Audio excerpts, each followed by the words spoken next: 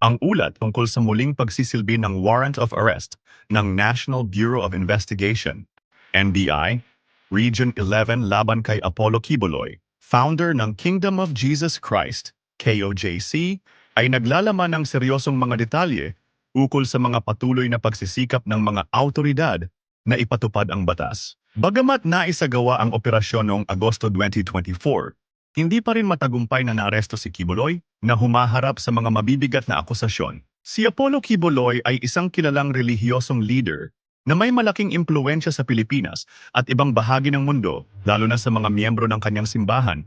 Ang KOJC, ang mga kaso laban sa kanya ay kinabibilangan ng serious illegal detention, child abuse, sexual abuse, at qualified human trafficking. Ang mga akusasyon ay sumasaklaw sa ilang dekada ng umano'y pang-aabuso at paglabag sa karapatang pantao na naging dahilan ng malawakang interes ng publiko at ng mga lokal at internasyonal na autoridad.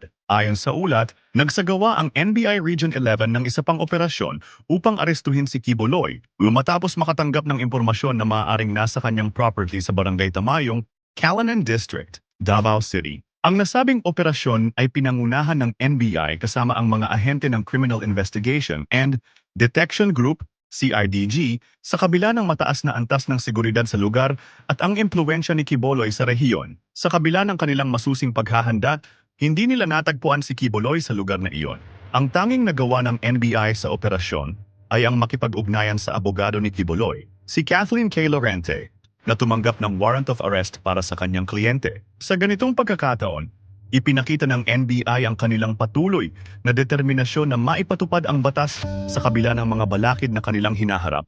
Ang pagtangkaping abogado sa warrant ay isang legal na hakbang, subalit hindi ito nagdulot ng inaasahang resulta, na ang mismong pag-aresto kay Quiboloy. Ang kampo ni Quiboloy ay matagal nang nagtatanggol laban sa mga akusasyon at ang pagtanggap ng abogado ng warrant of arrest ay bahagi ng kanilang legal na diskarte. Sinasabing ang depensa ni Quiboloy ay nakatuon sa pagtanggi sa mga alegasyon at pagpapanatili na ang mga ito ay bahagi ng mas malawak na kampanya upang sirain ang kanyang reputasyon at ang kanyang simbahan.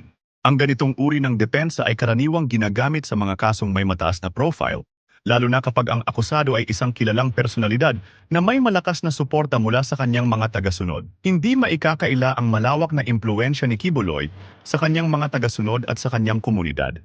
Ang KOJC ay kilala sa kanilang malalaking pagtitipon at ang pamumuno ni Quiboloy ay matagal nang kinikilala ng kanyang mga miyembro bilang appointed son of God. Ang kanyang posisyon ay nagbibigay sa kanya ng malaking kapangyarihan hindi lamang sa espiritual na aspeto, kundi pati na rin sa mga aspeto ng politika at ekonomiya, lalo na sa Davao City at mga kalapit na lugar. Ang kaso ni Quiboloy ay sinubaybayan ng mabuti ng media na nagdulot ng malawakang diskusyon sa publiko. Ang media coverage ay nagsilbing instrumento upang maipaalam sa publiko ang mga pag-unlad sa kaso, gayon din ang mga posibleng implikasyon ng mga akusasyon laban kay Quiboloy at ang kanyang simbahan. Sa kabila ng kanyang posisyon, ang kaso ay nagdulot ng pagkahati-hati ng opinyon ng publiko.